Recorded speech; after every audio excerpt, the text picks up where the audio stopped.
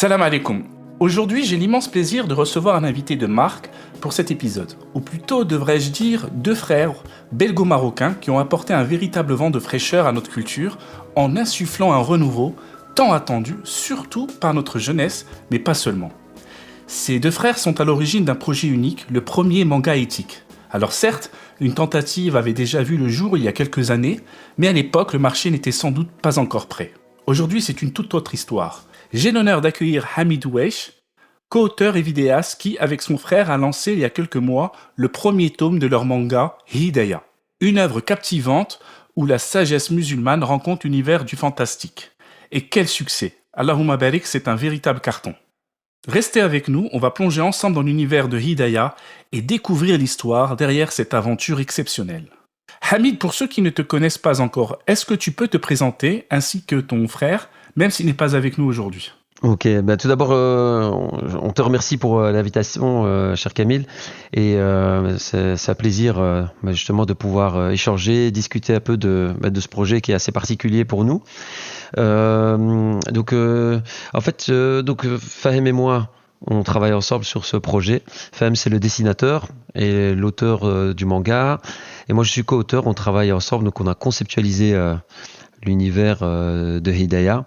Moi j'ai 45 ans, Fahim en a 42, donc j'ai un peu plus de miles que lui au compteur. Et l'expérience voilà, aussi, à mon avis, que tu... Oh, oui, on peut dire ça aussi. Tu es né en 1979, c'est ça? C'est ça, en Belgique. Ouais. Donc on est d'origine belge, belgo-marocaine, comme tu l'as dit. Donc voilà, on a une culture qui est multiple. Et c'est une richesse qu'on essaie aussi d'exprimer à travers l'œuvre. Et on pourra en parler certainement pendant le podcast. Mais comment est arrivée la genèse de ce concept, de ce manga? Et comment est venue l'idée? À la base, quand j'avais fait une proposition à FM de faire un travail justement, mais c'était pour les tout petits. Je me disais, tiens, il y a quelque chose à amener à l'enfance. Et pourquoi les tout petits? Parce que c'est quelque chose qui pourrait être réalisé rapidement.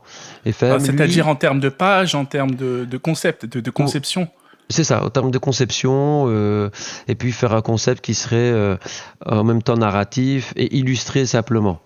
Mais Fahim, lui, il travaillait déjà sur un projet, mais qui était destiné à un public plus adulte. Donc voilà, on a été amené à discuter ensemble pour prendre une décision et voir un peu ce qu'on pourrait faire ensemble en combinant nos talents, si je peux dire. Oui. Et au fur et à mesure des discussions, on est tombé sur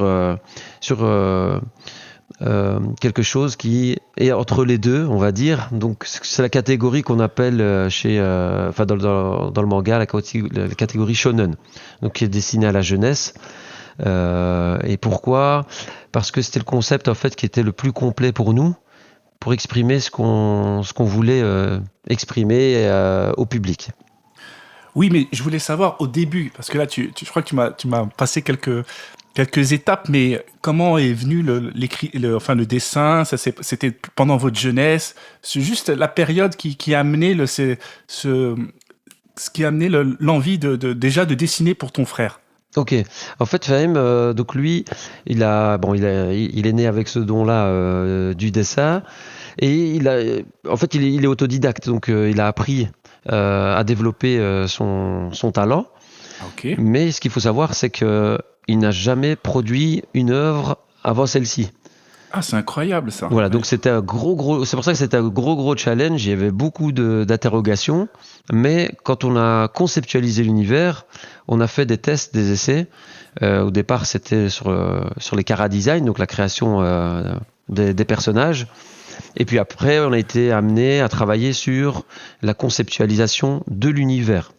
Et tout ça, ça doit être au service du scénario. Donc voilà, et sincèrement, on ne savait pas ce que ça allait donner jusqu'à ce que Fahim passe à la table et qu'il crée les premières planches. Mais déjà, il avait certaines techniques pour... déjà, parce que tu me parles de planches, de tables, donc déjà, vous aviez déjà du matériel pour faire des dessins manga. Oui, en fait, ici, Faham, il s'est, quand il se formait, donc au dessin à partir d'une tablette digitale. Euh, et donc voilà, ce qui était bien, c'est que avant qu'on travaille ensemble, il s'était déjà un peu exercé la patte au dessin sur la tablette. Et donc il était prêt en réalité à passer à l'action quand on a décidé de se lancer. Ah, c'est super parce que nous, quand on voit à l'extérieur en tant que lecteur, on voit déjà un projet mais vraiment bien abouti. C'est-à-dire que il y a aucunement à envier ce que font les Japonais. Oui, on a cette chance que le rendu a été super, parce qu'on s'était dit on ne sort pas le manga tant qu'on n'est pas convaincus tous les deux. Et comme je dis ici, quand on a eu les premières planches, et c'est vraiment les premières planches qu'on découvre dans le manga. Donc c'est cette scène où il y a une petite réunion familiale, donc qui est chaleureuse, etc. Donc c'est vraiment la scène test. Quand il m'a appelé pour le lire.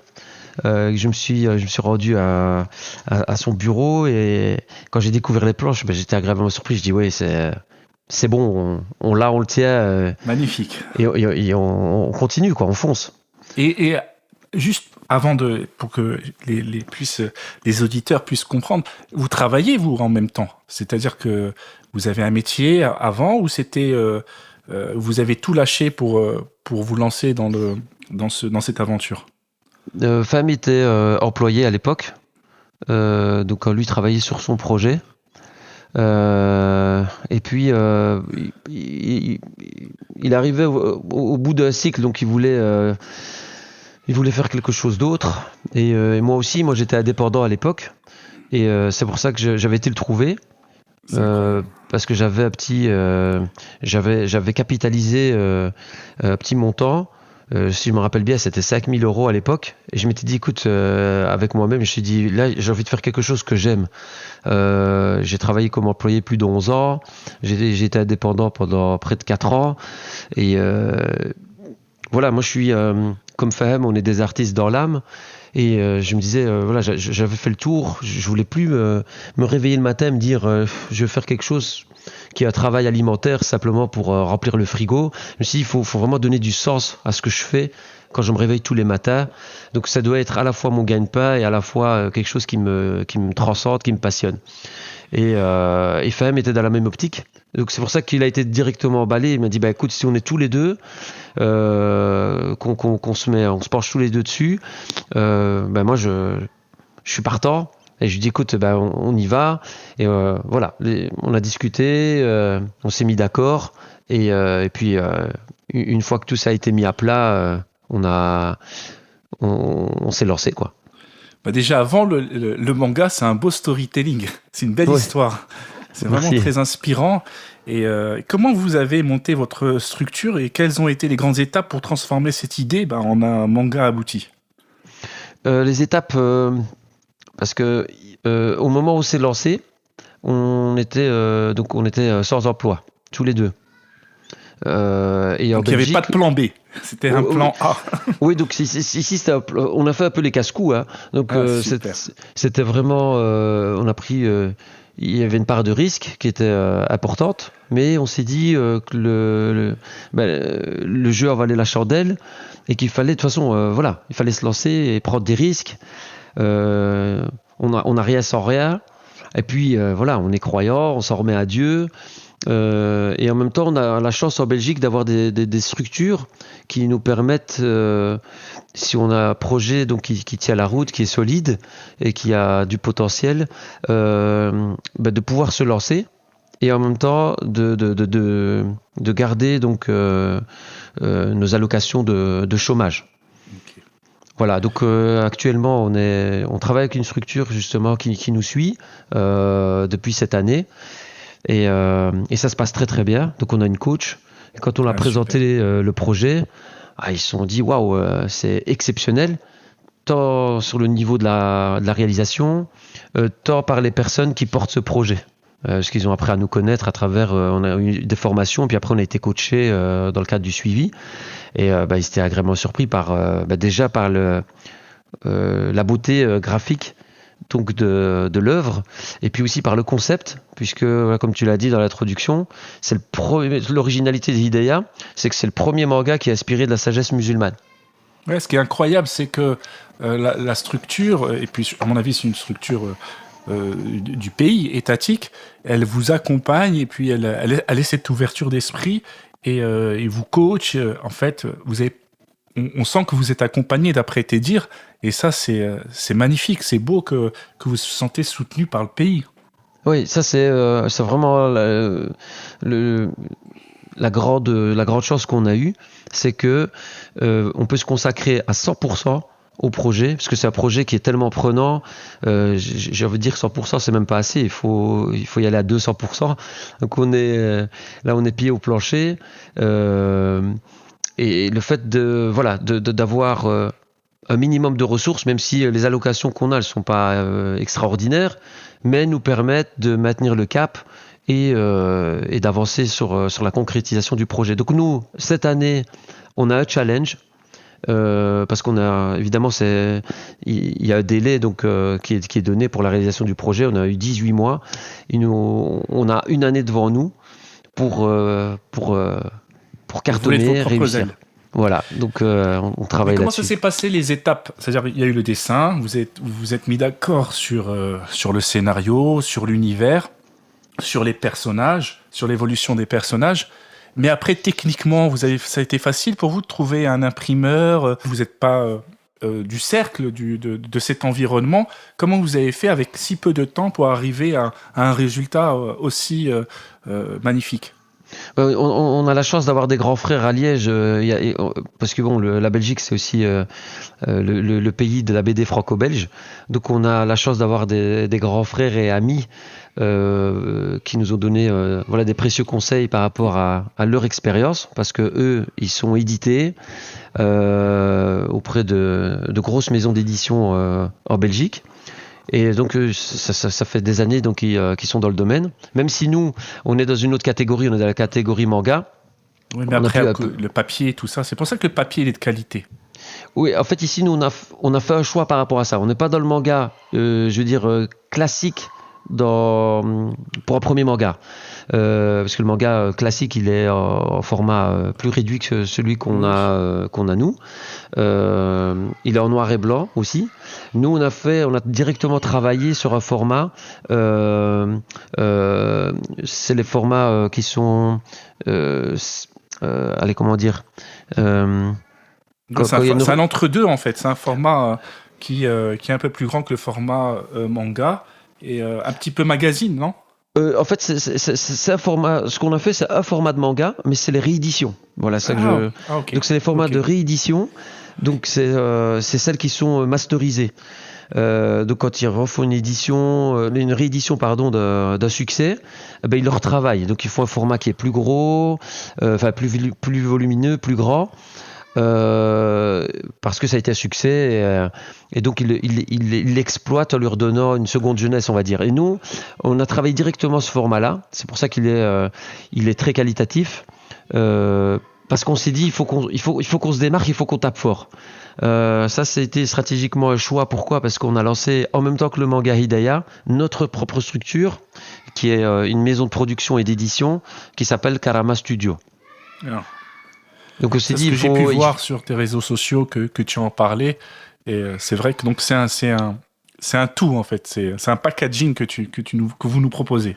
C'est ça. Donc on s'est dit, il faut pas passer inaperçu, il faut taper fort, il faut que les gens quand ils prennent le manga en main, ils se disent ah ouais waouh, il est classe ce manga, parce qu'il y a vernis sélectif sur la couverture, il est tout en couleur.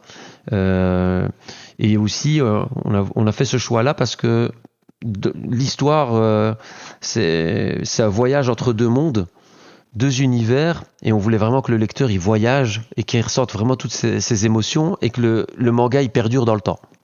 Et vous en avez sorti à combien d'exemplaires la première impression? La première impression, on était à 3000. Ah, c'est pas mal quand même. Ouais. C'est pas mal. Et comment vous avez construit là, on va rentrer un peu plus dans le détail des différents niveaux de lecture, parce que un auteur, il a différents niveaux de lecture. Bon, il y a le dessin, il y a l'intrigue, mais derrière, comme tu disais, il y a une sagesse, il y a une éthique. Et comment vous avez établi cette idée, cette direction? Ici, ce qu'il faut savoir ici, c'est que le choix final, ça a été de faire un manga de type shonen, donc qui s'adresse à la jeunesse, parce qu'il y a plusieurs catégories de mangas, donc il y a pour les tout petits, il y a les seinen pour les adultes, etc. Donc on a pris cette catégorie-là. Pourquoi ? Parce que les valeurs qui sont transmises dans le manga shonen rejoignent beaucoup. Il y a beaucoup de similitudes en fait avec les valeurs qui sont transmises dans la spiritualité musulmane. Okay. Donc ces valeurs-là, qui sont communes à cette catégorie de manga, c'est le dépassement de soi, c'est les valeurs de l'amitié, c'est l'aventure. Et donc on s'est dit, il y a quelque chose, il y a un parallèle à faire entre les deux. Et c'est vraiment ce qu'on a fait à travers le manga Hidaya. C'est pour ça que je dis que toute son originalité, elle est là. Et c'est pour ça qu'il est très intéressant. Et il est pas dédié simplement au public musulman, mais il est dédié à tout public, justement, parce que c'était vraiment un des challenges. Les valeurs éthiques, ça touche tout le monde. Donc si vous annoncez et vous montrez des valeurs qui sont pour le bien de l'humanité, ça touche tout le monde. Effectivement, c'est des valeurs qui sont communes à tout être humain. Donc c'est pour ça que toute personne pourra se reconnaître dans ces valeurs qui sont des valeurs positives. Voilà, c'est ce qu'on voulait vraiment exprimer. J'espère qu'à travers votre manga, ça puisse mettre des ponts entre les différentes communautés et que ça apporte quelque chose de positif, parce que on nous reproche, nous, en général, pas tout le monde, mais certains médias où certaines personnes reprochent qu'on est renfermé sur nous-mêmes, et à travers des œuvres artistiques, que ce soit les romans ou ce type de manga, on s'ouvre à l'extérieur avec fierté, avec notre identité, et en montrant que nous avons une éthique et que nous avons un savoir-vivre. Et ça, c'est très intéressant. Et en plus, ce qui est beau dans votre démarche, c'est que on arrive dans une société, on s'incorpore à la société, on prend ce qui est bon de la société et on élimine ce qui est mauvais et on en sort un produit universel. Et même chez les anciens savants, c'est ce qu'ils faisaient quand ils prenaient les différents savoirs des autres communautés, des autres sociétés. On prenait, on s'inspirait, mais avec des garde-fous qui est notre éthique. Et je vous en félicite. Merci beaucoup. Et voilà, tu sais aussi de quoi tu parles, puisque tu es artiste toi-même, tu es auteur toi-même, et c'est challengeant justement de pouvoir rassembler. Et c'est un début de l'art. Et l'art est au service justement de la beauté, de la transmission de valeurs. Et puis c'est faire découvrir au public quelque chose qu'ils ne connaissent pas. Quelque chose qui leur est pas familier, quelque chose qui leur fait peur parfois, parce que malheureusement il y a des gens qui prennent la parole et qui parlent en notre nom pour transmettre des choses qui sont fausses, tout simplement. Et ici, ce qu'on voulait faire, c'était transmettre quelque chose qui est authentique. Et nous-mêmes, essayer parce qu'on fait ce travail-là sur nous-mêmes dans notre quotidien, pour essayer d'être porteurs de ces valeurs positives et transmettre on n'en parle pas assez, mais de l'amour aux gens. Nous, c'est pour ça qu'on est heureux aussi quand on est en convention, de pouvoir rencontrer notre public, plus les curieux qui s'y intéressent, parce qu'ils découvrent les auteurs qui sont derrière ce concept, derrière cette œuvre, et puis ils se disent, mais en fait, c'est des gens, ils sont agréables, ils sont sympas. Voilà, on reçoit des messages d'amour exceptionnels, des compliments qui font plaisir. Et nous, on est très très heureux de pouvoir échanger ça avec tout le monde. Et ce que je vois, moi, dans les réseaux sociaux, je vous vois souvent présent sur différents salons et événements, c'est ce que tu viens de dire. Et comment ça se passe sur place ? Comment vous sentez l'environnement ? Bon, tu viens de me dire qu'il y a des belles rencontres, mais un engouement sur votre premier manga ? Oui, en fait, les gens, déjà, ils sont agréablement surpris. On a une banderole comme ça qui est affichée en grand, où il est mis Hidayah, premier manga inspiré de la sagesse musulmane. Donc ça, déjà, ça interpelle. Ouais. Oui, parce qu'il y a des personnes aussi qui se disent, bah tiens, le manga, il y en a beaucoup. En fait, on a eu, avant de se lancer aussi, on avait fait une enquête auprès de familles, donc parents et enfants. Il y avait des jeunes, il y avait des adultes, donc avec des personnes qui ont des origines diverses, pour avoir vraiment un petit panel comme ça, un échantillon qui serait très représentatif de l'ensemble. Et les choses qui revenaient, c'est que les parents avaient une grosse inquiétude, c'est que les enfants, les adolescents sont accros au manga, mais leur contenu ne les rassurait pas, parce qu'ils voyaient des choses qui étaient tantôt horrifiques, tantôt il y a l'hypersexualisation. La sorcellerie aussi, des fois. Voilà, la sorcellerie, la magie noire, etc. Donc des choses qui sont très sombres. Et c'est quelque chose qui ressortait et très souvent. Et c'est pour ça que je dis, ils étaient interpellés, se dire comment ça, un manga qui est combiné, qu'on a marié avec la sagesse musulmane. À la base, pour eux, c'est quelque chose, c'est un mariage un peu impossible. Et puis quand ils découvrent le manga, le concept, ils se disent waouh, c'est impressionnant en fait le rendu, le résultat. Et puis ils adhèrent, ils prennent par curiosité. Et puis tout de suite derrière, on reçoit un message pour dire waouh, génial, on attend le deuxième avec impatience, agréablement surpris. On s'attendait pas à découvrir un manga comme ça, à tous les niveaux, comme je disais tout à l'heure, que ce soit sur l'esthétique ou sur le message, les valeurs qui sont transmises à travers cette quête des héros. Parce qu'on a deux héros, en fait, c'est un garçon et une fille, son frère et sœur. Donc on voulait aussi que les filles ne soient pas mises de côté dans cette aventure. Donc les filles, vous êtes représentées aussi à travers cette quête.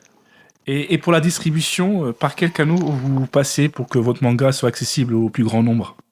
Ici, on a été approché par plusieurs distributeurs. Nous, on a travaillé avec un libraire qui fait aussi la distribution. C'est la librairie Arisala à Bruxelles.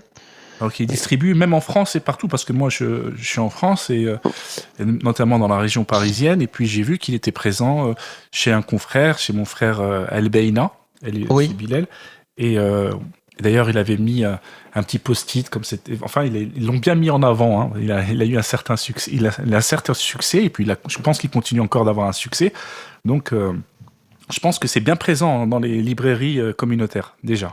Oui, effectivement, parce que eux, en fait, c'est leur credo, donc eux, ils font uniquement le circuit des librairies musulmanes.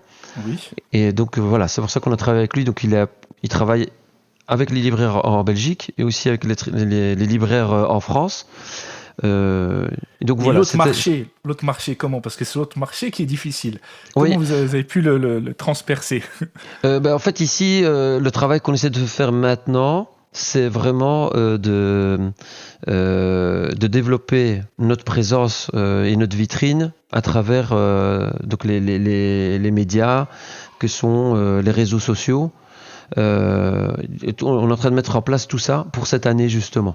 Essayer vraiment de développer une communauté autour de cette hype et qui nous suivent dans cette aventure. Donc vraiment, ce qu'on va essayer de faire cette année, c'est embarquer notre communauté avec nous dans dans ce challenge-là. Donc de faire une suite et de développer ce projet.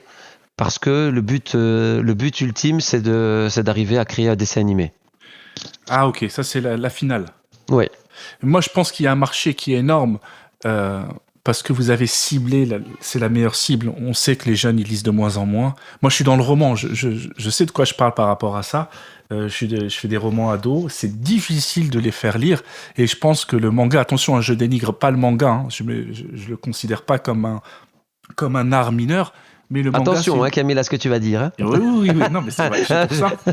Je plaisante. C'est pour ça que je préfère baliser le terrain et te dire que je ne le considère pas comme un art mineur. Et bien au contraire, c'est une belle porte pour amener les gens à lire. C'est une bonne passerelle et même continuer à lire du manga parce que c'est agréable. Et ce qui est bien, c'est qu'il y a un marché qui est énorme. Moi, je le vois et il est palpable. Et vous pouvez, quand vous considérez qu'il y a à peu près 10%, peut-être j'exagère, mais au moins 3 ou 4 millions d'enfants, ou 3 millions d'enfants musulmans en France et en Belgique, je pense que ça doit au moins y avoir... C'est énorme, c'est-à-dire que vous pouvez taper le strike. Là, je parle en termes de côté commercial. Donc, automatiquement, vous serez approché. Si les gens intelligents, ils vont tout de suite comprendre qu'il y a un beau marché, que vous devez être catapulté. Effectivement. En fait, d'ailleurs, c'est bien que tu poses cette question, Camille, parce que on a été confronté à cette réalité-là. En fait, nous, dès le départ, on s'est dit, ah oui, on peut aller très loin, très vite. Parce que il y a un marché qui est énorme, il y a une demande, il y a un vide à combler, parce qu'il y a pas une œuvre de cette qualité-là actuellement sur le marché, et on s'est dit ça va être facile quoi. Et moi je veux faire un petit parallèle parce que j'ai ma fille qui lit des mangas et mon fils qui sont férus de mangas. D'ailleurs, je me suis fait un challenge quand j'ai sorti Ilias parce que je voulais absolument qu'il puisse prendre mes livres et les lire et je m'étais inspiré du manga, pas en termes de, je suis pas dessinateur, mais en termes de rythme au niveau des chapitres. Et j'ai vu là récemment, j'ai pas son nom exact, Inotax ou je sais pas, un YouTuber qui a sorti son manga. Inoxag, oui. Je crois qu'il a plus de 100 000 exemplaires vendus. Oui, c'est ça. En fait, la première semaine, je pense qu'ils avaient vendu, ils avaient vendu plus de 60 000 exemplaires. La première semaine. Mais vous pouvez faire l'équivalent. Et c'est pas, je mets pas la barre haute. C'est simplement qu'il vous faut des relais, des influenceurs, des gens qui puissent s'intéresser à votre travail. Et je pense que ça va se faire très rapidement. Effectivement. En fait, c'est ça que je dis. On a été confronté en fait à cette barrière-là. C'est que au niveau communautaire entre guillemets, il y a le réseau. Il est pas. Non. Il est pas. Enfin, je ne veux pas. Mais je connais le réseau. Si tu fais 500 exemplaires. Si tu fais 500 exemplaires, 1000 exemplaires, t'as déjà fait un petit best-seller. Voilà, c'est pour ça que c'est très peu. Bien sûr, je parlais justement avec un distributeur, donc je tairai le nom parce qu'ici c'est pas le but, c'est pas de de rabaisser le travail, hein, c'est ça que je veux dire. Ils font un travail extraordinaire. Voilà, eux ils font un travail. Voilà, eux ils font un travail. Je veux dire, ils font leur travail. Ils ont certains résultats, etc. Mais dans la discussion, on parlait. Et il disait voilà, si on travaille ensemble, on peut vous distribuer. On a déjà distribué donc les studios bédouins qui sont les plus connus, je vais dire, parce qu'eux ils font de la BD donc style cartoon. Ils sont très forts aussi. Voilà, et donc c'est un très beau travail qui est très professionnel, etc. Et puis eux c'est des précurseurs et ça fait plusieurs années. Oui. Allahumma barik, moi j'aime beaucoup ce qu'ils font et voilà, ils ont leur style, ils ont leurs pattes, ils sont trop forts. Voilà, c'est très qualitatif. Mais vous êtes proche, hein, vous avez votre style, hein, c'est ça qui est bien, c'est que en fait, vous avez votre style à vous. Voilà, nous en fait on se démarque dans le sens où on fait pas le même travail. Ils sont dans le cartoon, nous on est dans le manga. C'est deux mondes différents. Mais eux, voilà, ils sont à une qualité qui est professionnelle et ils font un travail exceptionnel. Voilà, nous c'est ce qu'on s'est dit. On s'est dit voilà, si on fait pas un truc qui est pro, on le fait pas, on le lance pas. Si on n'est pas prêt, on se lance pas. Et justement, quand je discutais avec le représentant de ce distributeur, il me disait nous on a travaillé avec les studios bédouins, on les a distribués, etc. Et on a des best-sellers. Donc il a pris c'était c'est de la famille Foulaine. La famille Oui, Foulaine, donc qui s'est écoulée à 100 000 exemplaires. C'est extraordinaire déjà. Eux, ils sont extraordinaires en termes de vente. Voilà, sur 10 albums. Mais je dis, mais 10 albums? Je dis, ça fait 10 000 par album, en fait. Il me dit, oui. Bah, je dis, la population en France, ça représente combien de millions de personnes? Je pense que vous êtes à 7-8 millions. Moi, je parle de purement communautaire, hein, parce que Oui, bien sûr. Voilà, ils sont surtout sur le communautaire.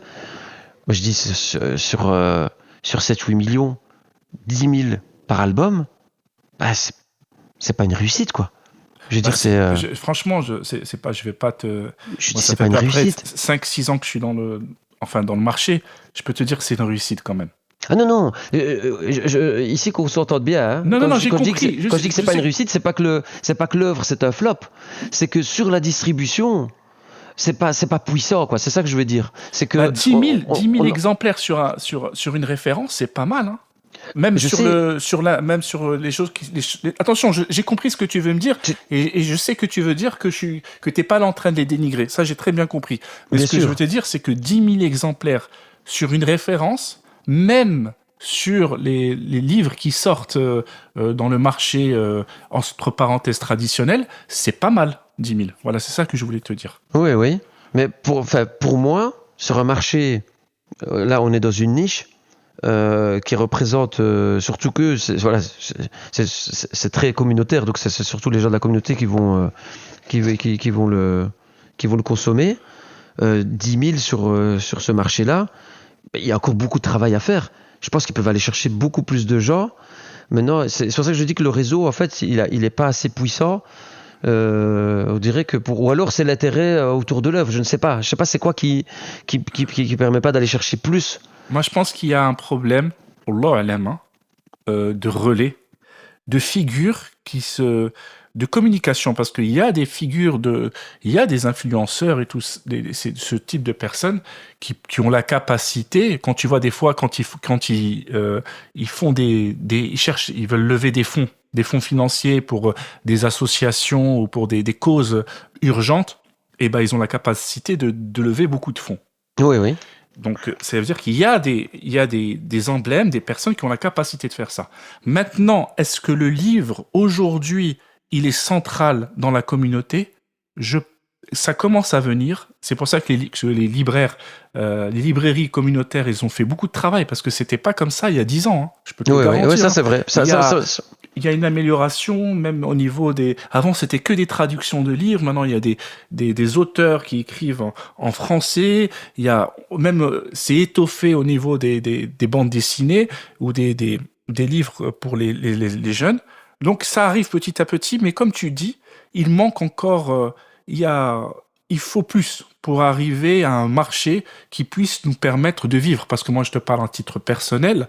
Mon frère, moi, je ne vis pas de mes livres. Et j'ai sorti quand même 7 livres. Tu vois ce que je veux dire? Mais je suis loin de vivre de mes livres. J'ai un petit succès, entre parenthèses. Je continue à sortir à chaque fois des nouveaux romans. Et je suis dans... Ça va, ça c'est en progression. Mais je suis très loin de gagner ma vie. Alhamdoulilah, je suis content. Je suis pas là pour me plaindre. Je suis juste pour te donner un état des lieux de ce que moi je vis. Comment tu le vis en tant qu'auteur? Mais moi, je sens que vous, Inch'Allah, je sens que là, je sens de belles choses pour vous et je le dis vraiment en toute fraternité. Et dès que j'ai vu, moi, le projet, j'ai senti que vous étiez dans la bonne direction. C'est vraiment gentil, Camille. C'est vraiment gentil. Et je voudrais juste terminer par rapport à ce qu'on disait avec l'exemple d'Inoxac. C'est un très très bon exemple. Il est éloquent parce que je regardais un petit peu les retours, moi. Parce que je suis dans le monde du manga. Je m'intéresse beaucoup à ce qui se dit, à ce qui sort, les nouveautés, les nouveaux concepts, etc. Et justement, il y a eu une grosse critique par rapport à ça parce qu'il y a des auteurs justement qui essaient d'en vivre. C'est très compliqué de se faire une place dans le milieu du manga, parce qu'il y a énormément d'auteurs. Les autres auteurs français, ils sont en concurrence avec les auteurs japonais qui inondent le marché et qui ont une puissance de frappe exceptionnelle. Donc voilà, c'est pas évident.